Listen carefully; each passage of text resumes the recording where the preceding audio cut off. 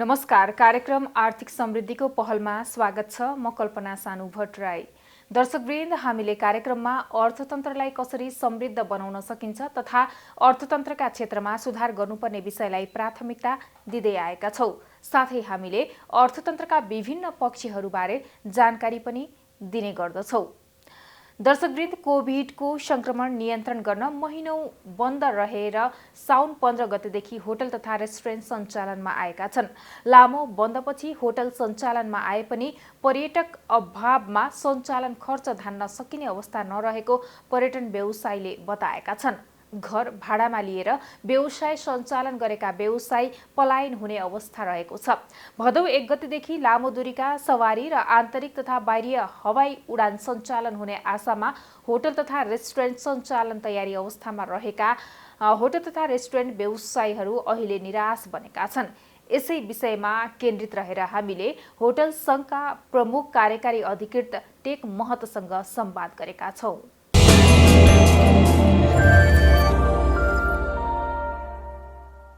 Sir, यो अहिलेको यो विषम परिस्थितिमा सम्पूर्ण पर्यटन उद्योगसँगै यो होटल क्षेत्रको अवस्थाको बारेमा भन्नुपर्दा यहाँले के भन्नुहुन्छ? यो कोभिड-19 को यो पेन्डेमिकले, ग्लोबल पेन्डेमिकले निम्त्याएको असर नेपालमा परेको सबैलाई विदितै छ। यसमा पनि हामी होटल व्यवसायी अथवा पर्यटन व्यवसायीहरूले सरकार समक्ष, सम्बन्धित निकाय समक्ष अत्यन्तै प्रभावित उद्योग अथवा क्षेत्रको रूपमा हामीले परिभाषित गरिसकेका छौँ र सोही अनुसारका राहत र त्यही अनुसारको सम्बोधन हुनको लागि पनि हामीले माग गरिसकेका छौँ। अब सरसर्ती भन्नुपर्दा विश्व नै यसबाट आक्रान्त छ भने नेपाल जस्तो भर्खरै पर्यटन मार्फत आर्थिक समृद्धि अथवा जनजीविकाका सवालमा पनि पर्यटन महत्त्वपूर्ण पाटो हो भन्ने हिसाबले हामीले पर्यटनलाई संस्थागत गर्न गइरहेको अवस्थामा यसले निम्ताएको असर निकै धेरै वर्षहरूसम्म यो देखिने हामीले प्रक्षेपण गरेका छौँ। तत्कालै देखिने असर भनेको चाहिँ एउटा व्यवसायीहरूको लागि असर छ, एउटा त्यसमा आश्रित लाखौं कर्मचारी तथा श्रमिकहरूलाई त्यसको असर देखिन्छ भनेदेखि समग्रमा राष्ट्रिय अर्थतन्त्रमा पनि निकै नराम्ररी यसले असर पुर्याएको छ र यो लामो समयसम्म यो देखिरहनेछ। हजुर, यो अहिले यो क्वारेन्टिनको लागि पनि होटलहरू प्रयोग गरिएको अवस्था छ, यसबारे पनि हामीलाई बताइदिनुहोस् कि कति होटलहरू प्रयोग भएको अवस्था छ त? नेपाल सरकारको आग्रहलाई मध्यनजर राखेर निजी क्षेत्र पनि सङ्कटको समयमा सँगसँगै जानुपर्छ। राज्यलाई, राष्ट्रलाई अप्ठ्यारो परेको अवस्थामा हामीले केही न केही सहयोग गर्नुपर्छ भन्ने उद्देश्यले होटल सङ्घ नेपालले पनि औपचारिक बैठक गरेर यसका सदस्य होटलहरूलाई क्वारेन्टिनको लागि हामीले नामावली माग गर्यौं र इच्छुक तथा सक्षम होटलहरूबाट हामीलाई नामावली प्राप्त भयो र सोही अनुसार हामीले बाहिरबाट उद्धार गरिएर ल्याएका आफ्नै दाजुभाइ दिदीबहिनीहरूको लागि पनि हामीले यो सेवा सञ्चालन गरेका छौँ र निकै लामो समयसम्म होटल सङ्घ नेपालले अत्यन्त धेरै स्रोत साधन खर्चेर यो कार्यमा सहयोग गरिरहेछ र आजै मात्रै पनि अब फेरि पनि सरकारले परिवर्तन गरेको नयाँ मोडालिटी अनुसार हामीले नयाँ ल्याइने भनिएका यी करिब दैनिक 500 को हाराहारीमा ल्याइने नेपाली दाजुभाइ दिदीबहिनीहरूको लागि क्वारेन्टिनको लागि पनि हामीले नामावली पठाउन तयार गर्दैछौँ र यो होटल सङ्घ नेपालले गरेको एउटा राष्ट्रको सङ्कटको लागि गरेको कार्य हो। हजुर, यो 5 स्टार होटलहरूको अवस्था के छ? उनीहरूले यो क्वारेन्टिनमा राख्नको लागि चाहिँ के कति मूल्यहरू तोकेको अवस्था छ त? अब अहिलेको सबभन्दा पहिला कुनै कुरा निर्णय गर्नुभन्दा पहिला अहिलेको अवस्थालाई बोध गरेर यसैको आधारमा कार्ययोजना बनाउनु अत्यन्तै आवश्यक छ।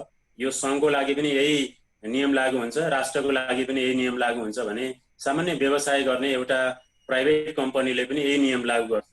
त्यसैले यो अप्ठ्यारो अवस्थामा व्यवहार त हाम्रा सबै होटलहरू बन्द रहेको लामो समयदेखि यो अवस्था हो।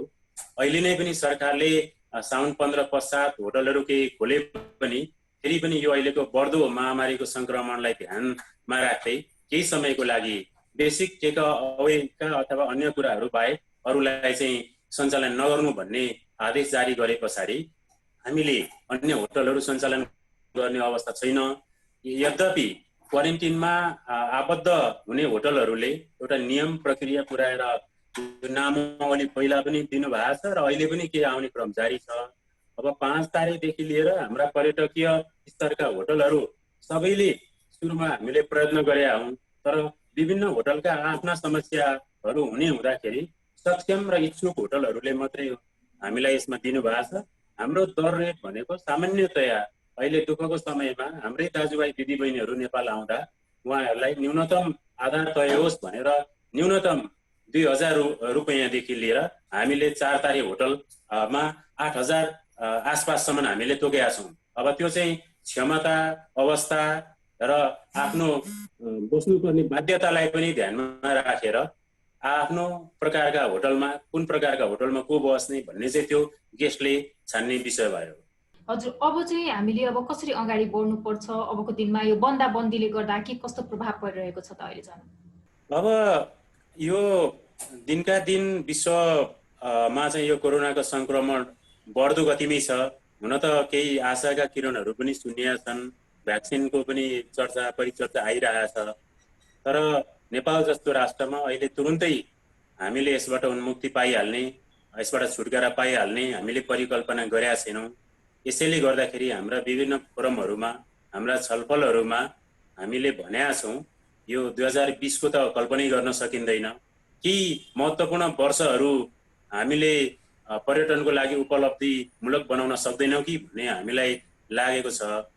यसैले गर्दाखेरि अब हामी सधैँ लकडाउन, सधैँ सटडाउन अथवा व्यवसाय बन्द गरेर जीविकोपार्जनलाई यथास्थितिमा राख्न पनि सक्ने अवस्था भएन। यसैले सरकारद्वारा जारी गरिएको प्रोटोकल, विश्व स्वास्थ्य सङ्गठनले संसारभरि सर्कुलेट गरेको प्रोटोकललाई पनि हामी पुनः पालना गर्दै अरू बेलै पनि होटलहरूमा विशिष्ट स्वास्थ्य सुरक्षा का योजनाहरू हुन्छन्, ती कार्यान्वयनहरू हुन्छन्, त्योभन्दा दोब्बर गतिमा अझै कसरी स्वास्थ्य प्रोटोकललाई पालना गर्न सकिन्छ, सुरक्षा योजनालाई मजबुत बनाउन सकिन्छ भन्ने ध्यानमा राख्दै हामीले बिस्तारै हाम्रो पर्यटन लगायतका अन्य सेवाहरूलाई सुचारू गर्नुपर्छ भनेर हाम्रो मान्यता राखेका छौँ र त्यसैको तयारीको लागि सरकारले नीति बनाउनुपर्छ। तर नीतिको साथमा सरकार पनि सुरुको यो अवस्थामा हाम्रो यो अभ्यासको क्रम छ, यसमा कार्यान्वयनमा पनि सँगसँगै हिँड्नुपर्छ भन्ने हामीले सोचेका छौँ र केही न केही आन्तरिक रूपमा पर्यटनलाई चलायमान बनाउनु अत्यन्तै आवश्यक छ। त्यसले केही न केही ऊर्जा दिन्छ, सञ्चार दिन्छ र हामी कोरोना सँगसँगै अनुकूलता कायम राख्दै, अनुकूलता स्थापित गर्दै हामी बिस्तारै अगाडि जानुपर्छ। त्यसको विकल्प पनि छैन भन्ने चाहिँ निजी क्षेत्र प्रायः धेरै एसोसिएसनहरूको पनि बुझाइ छ। त्यही अनुसारको हाम्रा विचार विमर्शहरू पनि भइरहेका छन् र हामीले हिजोका प्रडक्ट, हिजोका डेस्टिनेसन, हिजोका दिनका सर्भिसेसहरू भन्दा आज post covid products, post covid destinations र नयाँ प्रकारका पर्यटकीय उपजहरूको विस्तार गरेर हामी बिस्तारै पर्यटनलाई चलायमान गर्नुपर्छ। यो नै अबको हाम्रो मुख्य दायित्व र कर्तव्य पनि हुन आउँछ भन्ने हामीले त्यही अनुसार कार्य गरिरहेछौँ। हजुर, तपाईँले भने जस्तै यो पर्यटन क्षेत्र चलायमान गराउनको लागि केही समय अघि होटल तथा रेस्टुरेन्ट पनि खुलेका छन् हैन? के छ अवस्था, के छ अहिले यो सङ्कटको समयमा खुलेका होटल तथा रेस्टुरेन्टले कतिको आम्दानी गर्न सफल भयो त? अब यो बिल्कुलै सरकारले विभिन्न समयमा परिस्थिति हेरी घोषणा गर्ने, नियम कार्यान्वयन गर्ने गरिरहेको अवस्था र हामीहरू पनि बाहिरी वातावरण, कोभिडको महामारीको प्रकोप हेरेर त्यही अनुसार चल्न अगाडि बढिरहेको छौँ। सरकारले केही समय अगाडि अब लकडाउनलाई लिफ्ट गरेको अवस्था छ, तर त्यस पछाडि फेरि हामी अलिकति खुल्ला रूपमा आएपछि हामी सबैलाई ज्ञात छँदैछ, अवगत छँदैछ कोरोनाको संक्रमण वात्तै बढेर आयो। यो कारणले गर्दाखेरि समितिले अथवा सरकारका सम्बन्धित निकायहरूले पनि त्यही अनुसारको सिफारिस गर्नुभयो र त्यो अनुसार अहिले फेरि हामीलाई होटलहरूमा भिडभाड नगर्ने, सभा सम्मेलन नगर्ने र पहिलाकै अवस्थामा सञ्चालन केही समयसम्म अर्को निर्णय नहुन्जेलसम्म नगर्नु भन्ने आदेश पनि आएको हुनाले हामीले चाहिँ अहिलेलाई स्थगित गरेका छौँ। केही समय अगाडि जसरी साउन यो दोस्रो हप्तापछि होटलहरू सञ्चालनमा आउनको लागि अत्यन्तै धेरै उत्साह देखिएको थियो र हाम्रो सचिवालयबाट निरन्तर हामीले त्यसको अनुसन्धान, विश्लेषण र उहाँहरूको अध्यावधिक रिपोर्ट पनि लिइरहेको अवस्थामा हामी धेरै जसो होटलहरू हामी सञ्चालनको लागि तयारी छौँ भन्ने अवस्थामा त्यही सन्देश दिनुभयो। अब केही होटलहरूले पर्यटकहरू नभएको र आन्तरिक त्यो एस्योर हुने आश्वस्त हुने अवस्था पनि नभएको हुनाले गर्दाखेरि केही समय हामी बाहिरी वातावरण हेरौँ, त्यस पछाडि मात्रै हामी सञ्चालनको लागि तयार हुन्छौँ भन्ने अवस्थाको पनि हामीलाई जानकारी दिनुभएको थियो। तर यद्यपि साना होटलहरूले आन्तरिक पर्यटनलाई चलायमान गर्न बिस्तारै कोरोना सँगसँगै अनुकूलता स्थापित गर्दै अघि बढ्ने प्रतिबद्धता जनाउनु भएको थियो। तर अहिलेको परिवेशले हामी अलिकति त्यसमा ब्याक हुन पुगेको छौँ। आशा छ केही दिन पछाडि हामी फेरि यी सबै हाम्रा सङ्क्रमणबाट अथवा यो प्रकारको महामारीको प्रकोपबाट मुक्ति मिल्नेछ। हजुर, अब यो अहिले यो खर्च पनि भइरहेको अवस्था छ, घाटामा गएको अवस्थामा होटलहरूले चाहिँ आफ्नो सेवा कसरी दिने, कसरी सबै ग्राहकलाई चाहिँ आफ्नो सेवा दिएर यो पर्यटन क्षेत्र पनि चलायमान गराउने के कस्ता योजना रहेका छन् त? हजुर, यो ज्यादै चुनौतीपूर्ण कार्य छ। मैले सुरुमै निवेदन गरेँ, एउटा राष्ट्रलाई परेको समस्या, हामी सङ्घ संस्थालाई परेको समस्या भने जस्तै निजी क्षेत्र एउटा प्राइभेट कम्पनीलाई परेको समस्या को प्रकृति उस्तै उस्तै नै हुन जान्छ। यो बेलामा अब चैत 10-11 पछाडिको जुन लकडाउन भयो, त्यो लकडाउनभन्दा अलि अगाडिदेखि नै नजिकमा सबैभन्दा बढी पर्यटक आउने चाइनाबाट पर्यटकको सङ्ख्या बिस्तारै कम हुँदै गएर त्यति बेलादेखि नै होटल क्षेत्रलाई असर पुग्दै हाम्रो अकुपेन्सी न्यून हुँदै गएको अवस्था थियो भनेदेखि लकडाउन विधिवत सुरु भए पछाडि त्यो शून्यमा झर्यो, शून्य प्रायमा झर्यो र त्यस पछाडि अहिले हाम्रो अवस्था आर्थिक अवस्था शून्य होइन, हामी धेरै ऋणात्मक नेगेटिभ भइसकेका छौँ र त्यो बोझ अत्यन्त धेरै परेको छ हाम्रा व्यवसायहरूलाई। यसैले अब निकै थिलथिलो भएर यो अवस्थामा रहेको अवस्थामा कसरी तङ्ग्रिने, कसरी उठ्ने, कसरी रिभाइभ हुने भन्ने यो प्लान राज्यले ल्याउन सक्दैन, एउटा व्यक्तिले पनि सोच्ने कुरो होइन। तर यति भन्दै गर्दाखेरि राज्यले पर्यटनलाई सकारात्मक विभेदको हिसाबमा हेरिनुपर्छ। साह्रै दुःख परेको बेलामा लोक कल्याणकारी राज्यको आवश्यकता पर्छ र सरकार अभिभावक भएको नाताले पनि यो बेलामा पर्यटन अति प्रभावित क्षेत्र हाम्रा यी व्यवसायीहरूको लागि उहाँहरूका आवश्यकता के छन् त्यसलाई सम्बोधन गर्ने खालका नीति कार्यक्रम कार्यान्वयन गरिनुपर्छ र सोही अनुसार बिस्तारै ती निजी कम्पनीहरूले पनि आफू आत्मनिर्भर भएर के कस्ता प्रकारका योजनाहरू दिन सक्नुहुन्छ भन्दा भोलिका दिनमा केही प्याकेजहरू पनि दिन सक्ने अवस्था रहन्छ। तर सुरुमै अहिले मलाई लाग्दैन कि उहाँहरूले अहिले सुरुमै धेरै थिलथिलो भएको अवस्थामा एकैचोटि यी विभिन्न प्याकेजहरू ल्याएर एकैचोटि त्यो अवस्थामा पस्किन सक्ने हाम्रो वातावरण पनि अहिले छैन। त्यसैले पहिला उहाँहरूलाई रिकभरीतर्फ उन्मुख गराएर त्यस पछाडि बिस्तारै उहाँहरूको आवश्यकता पुरा भइसके पछाडि राज्यको लागि पनि केही न केही उहाँहरू योगदान दिन, कन्ट्रिब्युट गर्नको लागि त सबै तयार नै हुनुभएको अवस्था छ। अहिलेसम्म कति मात्रामा घाटा भयो, कति आकलन गरिएको छ? हामीले यो घाटा कति भयो अथवा यस बीचमा के कस्तो अवस्था रह्यो भनेर तथ्याङ्कको आधारमा अहिले एकैचोटि अध्यावधिक सबै गर्न सक्ने अवस्था देखिँदैन। तर सामान्यतया होटलहरूको प्रकृति, उहाँहरूको श्रेणी स्तर हेरिकन विभिन्न प्रकारका शीर्षकमा खर्च हुने गर्छन्, त्यस पछाडि अपरेसनल कस्टहरू पनि हुने गर्छ। यी सबैलाई मूल्याङ्कन गरेर हामीले निर्धारण गर्नुपर्छ र त्यो भनेको एउटा कुनै निश्चित समय बिन्दुमा मात्रै ती घाटाका विषयहरू जान्छन्। तर अहिले यति भन्न सकिन्छ, हामी बिस्तारै भिजिट नेपाल 2020 को सुरुवात हुँदाहुँदै चाइनाबाट सुरु भएको कोभिड-19 को प्रभाव चाइनाबाट आउने पर्यटकहरूमा पनि परेर अकुपेन्सी न्यून हुँदै गयो र सामान्यतया 40% हाराहारीको अकुपेन्सी भन्दा माथि लागेपछि मात्रै एउटा होटलको चाहिँ ब्रेक इभनको अवस्था आउने देखिन्छ र अकुपेन्सी त्यस पछाडि बिस्तारै 40, 30, 20 हुँदै लकडाउनमा आइसकेपछि त शून्यको अवस्थामा आए पछाडि त्यस पछाडि पुरै ऋणात्मक भइसकेको अवस्था छ र यसैले हामी विश्लेषण गर्न सक्छौँ कि कुनै एउटा कम्पनीमा त्यति धेरै असर पर्छ भने हामीमा रहेका सदस्य र हामीमा होटल सङ्घ नेपालमा आबद्ध नभएका अन्य सदस्यहरू सबैको गर्दाखेरि यो घाटाको लागि छुट्टै तथ्याङ्क, छुट्टै योजना र छुट्टै आयोग बनेर यसको विश्लेषण गरिनुपर्छ र त्यही अनुसारका नीति तथा कार्यक्रमहरू अगाडि सारेर सकारात्मक विभेद गरिकन पर्यटन मार्फत समृद्धिको बाटो फेरि पहिल्याउनुपर्छ। यो नै मेरो अहिलेको विश्लेषण छ।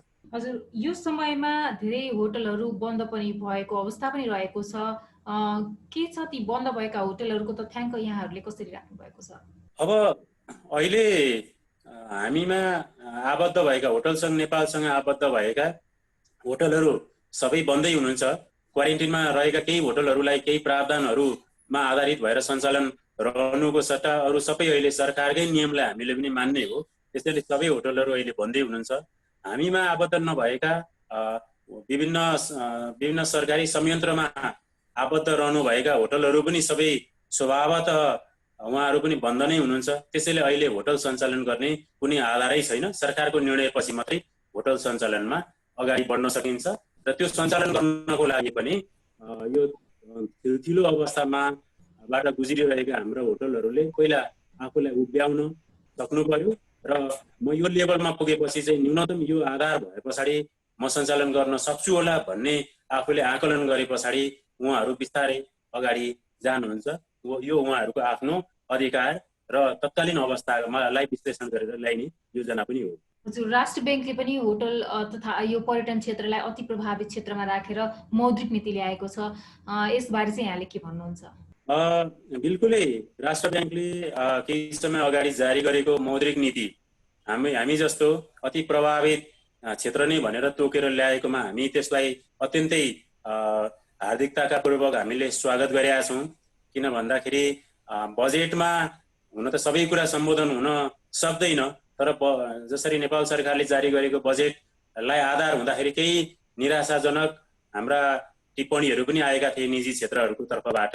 तर मौद्रिक नीति विशेष गरेर होटल उद्योगको लागि, पर्यटन उद्योगको लागि अत्यन्तै सुनौलो सपना, सुनौलो किरण लिएर आएको छ र हामीले त्यसलाई एकदमै हृदयदेखि नै हामी आभार प्रकट गरेर अगाडि बढ्न गइरहेका छौँ। यद्यपि केही ठुला होटलहरूका हकमा मौद्रिक नीतिले अझै सम्बोधन गर्नुपर्ने केही विषयहरू पनि हुन सक्छ भनेर हामीले त्यसमा पनि हाम्रा धारणा, सल्लाह सुझावहरू दिएका छौँ। तर समग्रतालाई हेर्दाखेरि अहिलेको मौद्रिक नीतिमा हामी निकै सकारात्मक छौँ र हामीले त्यही अनुसारको कार्ययोजना पनि तय गरिरहेका छौँ। हजुर, यसको कार्यान्वयन पक्षबारे बताइदिनुहोस् न। अब कार्यान्वयन पक्षको लागि चाहिँ हामीले नेपाल राष्ट्र ब्याङ्क, पर्यटन बोर्ड, सरकारी संयन्त्रसँग छलफल गरेका छौँ। उहाँहरूले बोलाएका हामी बैठकहरूमा पनि सङ्घका तर्फबाट प्रतिनिधिज्यूहरूले सहभागिता जनाउनु भएको छ र हामीलाई जानकारी भएअनुसार यो पुनरुत्थान कोष छ, त्यस पछाडि यो रिफाइनेन्सिङ प्रोसिजर 2077 एउटा कार्यविधि छ, त्यसलाई पनि अब उहाँहरूले चाँडै टुङ्गो लगाएर घोषणा गर्नुहुन्छ भन्ने लागेको छ र राष्ट्र ब्याङ्क, नेपाल सरकारका नीति नियम पछिल्ला के आउँछन् हामी त्यही अवस्थाबाट जान्छौँ र हाम्रा सदस्य होटलहरूको पनि चाहना छ यो कहिले आउँछ, हामी कुन माध्यमबाट अगाडि जान सक्छौँ भन्ने यो उठान गर्नुभएको छ। यस्ता विषयहरू आपसी सहकार्य र उहाँहरूसँगको छलफल अनुसार चाहिँ हामीले अत्यावधिक सूचनालाई मानेर सोही अनुसार हामीले सम्प्रेषण गर्छौँ र राष्ट्रले छुट्याएको एउटा जुन सिलिङ छ, दर छ, त्यसैमा आधार भएर यो बेलामा अत्यन्तै नाजुक अवस्थामा रहेको होटल उद्योगका लगानीकर्ताहरूले केही न केही लाभ पाउनको लागि यसमा आतुर रहेको अवस्था छ। के छ मौद्रिक नीतिले जुन यो लगानीको वातावरण बनाएको छ त अबको दिनमा? अहिले आएको मौद्रिक नीतिले लगानीलाई प्रोत्साहन गरेकै छ। विशेष गरेर अन्य अरू वर्षहरूको तुलना भन्दा अहिले धेरै जसो यो वर्चस्व राख्ने, धेरै क्षेत्र ओगट्ने, विशेष गरेर साना तथा मझौला व्यवसायीहरूलाई प्रतिनिधित्व हुने गरी आएको यो मौद्रिक नीति छ भन्ने एउटा विश्लेषण हामीले पनि पाएका छौँ र मौद्रिक नीतिले लगानीलाई बढावा गर्छ नै र त्यसको लागि आवश्यक पूर्वाधार पनि दिन्छ र कोरोनाको यो कहरको बिचमा, सङ्क्रमणको बिचमा यो अप्ठ्यारो परिस्थितिमा आएको यो मौद्रिक नीतिले सकारात्मक भूमिका खेल्छ। यो हामीले पहिल्यै विश्लेषण गरिसकेका छौँ। अब फेरि पनि यो बन्दाबन्दीको यो समय लम्बिँदै जाँदा होटल क्षेत्रमा कस्तो असर पर्ला त? यो बन्दाबन्दी लम्बिँदै जाँदा अब हामीलाई अहिलेसम्म धेरै अप्ठ्यारो अवस्था आइसकेको छ। एउटा लगानीकर्तालाई अप्ठ्यारो अवस्था छ, अर्को त्यसमा आश्रित भएका लाखौँ श्रमिक मजदुरहरूको लागि पनि यो अप्ठ्यारो अवस्था छ। त्यसो त यसले समग्र अर्थतन्त्रलाई पनि निकै अप्ठ्यारो अवस्थामा पुर्याइसकेको छ। यसैलाई विश्लेषण गरेर होला सायद सरकारले पनि पूर्ववत अवस्थामा अभ्यास गरेको केन्द्रीय अथवा भनौँ न सङ्घीय लकडाउन भन्दा पनि अहिले अवस्था हेरेर क्षेत्र अनुसारका सटडाउन गर्ने र सम्बन्धित ठाउँलाई मात्रै प्रभाव पर्ने गरिकन कोरोना नियन्त्रणका उपायहरू अपनाएको अवस्था छ। यो त्यतिकै आएको होइन, पक्कै पनि हाम्रा व्यवसायहरू सञ्चालन हुनुपर्छ, बिस्तारै हामी अगाडि बढ्नुपर्छ, चलायमान हुनुपर्छ भन्ने आशय अथवा त्यही अभिप्रायले यो आएको हामीले ठानेका छौँ। र निजी क्षेत्र विशेष गरेर होटल सङ्घ नेपालले पनि हामी विशेष अनुरोध गर्छौँ, बिस्तारै अर्थतन्त्रलाई चलायमान बनाउनुको विकल्प छैन। मैले अगाडि नै निवेदन गरिसकेँ, यो कोरोना अडाप्टेबिलिटी अथवा कोरोनासँगै अनुकूलताको स्थापना गर्नुपर्छ। त्यहीसँगै जुझ्दै सङ्घर्ष गर्दै हामी अगाडि जानुपर्छ। केही वर्षहरू अझै पनि यसबाट प्रत्यक्ष अप्रत्यक्ष असर हुन सक्ने आकलन गरिन्छ र नेपालको पर्यटन पनि तुरुन्तै रिभाइभ हुने, पुनरुत्थान हुने, पुनर्जीवित हुने अवस्था रहँदैन।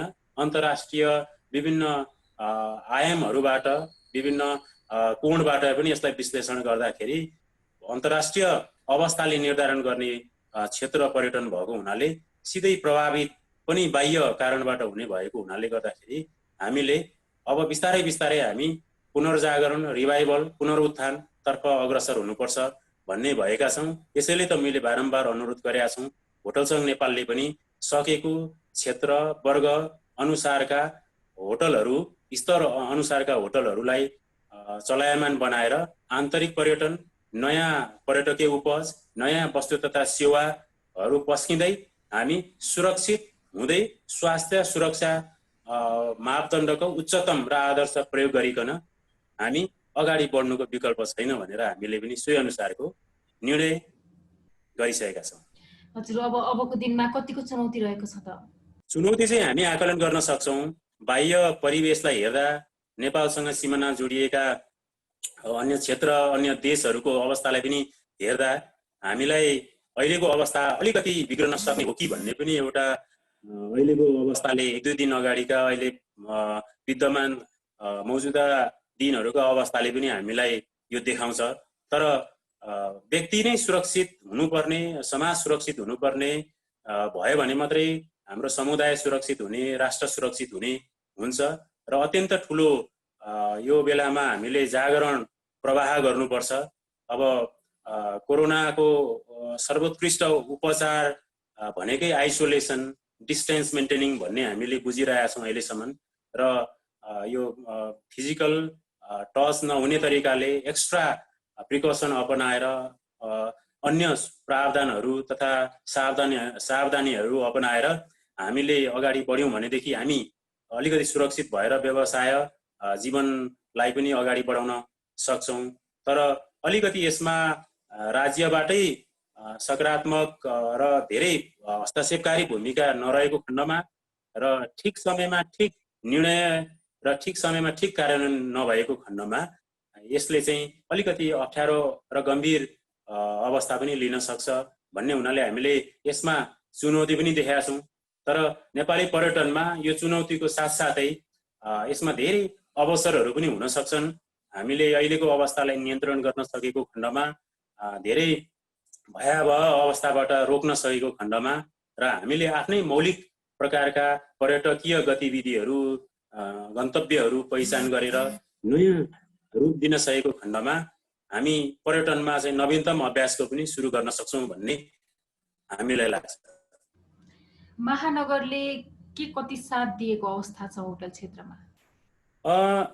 विशेष गरेर अहिलेको स्थानीय सरकारको रूपमा रहेको महानगर हामीसँग नजिकको सम्बन्धमा छ। विशेष गरेर काठमाडौँ महानगरपालिकालाई त हामीले धन्यवाद ज्ञापन गरिसकेका छौँ।